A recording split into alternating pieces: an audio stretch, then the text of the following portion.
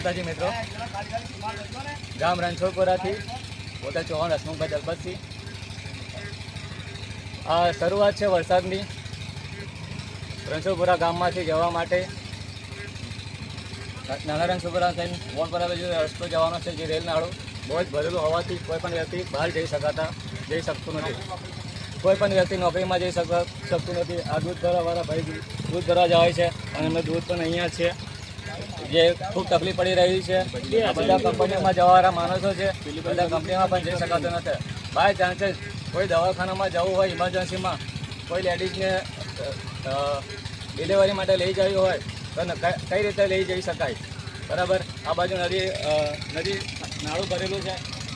પછી આ બાજુ છે ખારવો છે, એ બાજુ પુલ પણ જઈ રહ્યો છે, જે રણછોડપુરાથી લઈને જીતપરા સુધીનો રસ્તો છે.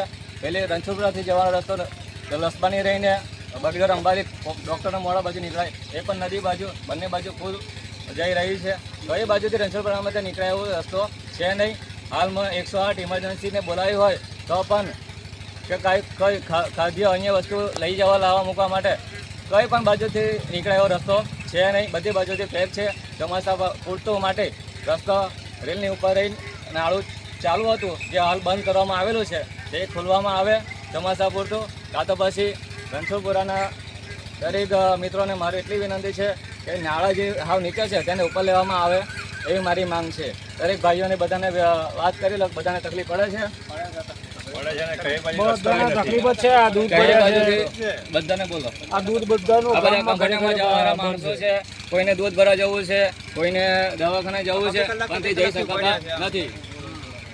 2-3 કલાકથી ઉભા છે, નાળાની અંદર નીકળાતું નથી.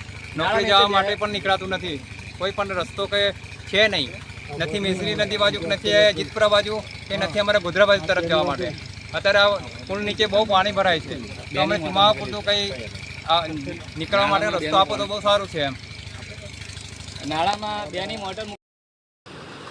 જય માતાજી મિત્રો, આ રસ્તો છે રણછોડપુરાથી જવાય છે જીતપુરા બાજુ, જે હાલ ચોમાસાના કારણે આ નાળું હાવ નીચું છે અને હાવ પાણી ભરેલું જાય છે, જેથી ચોમાસામાં દરેક વ્યક્તિને કંપનીમાં જવા માટે કંપનીમાં કોઈ વ્યક્તિ જઈ શકતું નથી નાળું ભરાઈ જવાથી.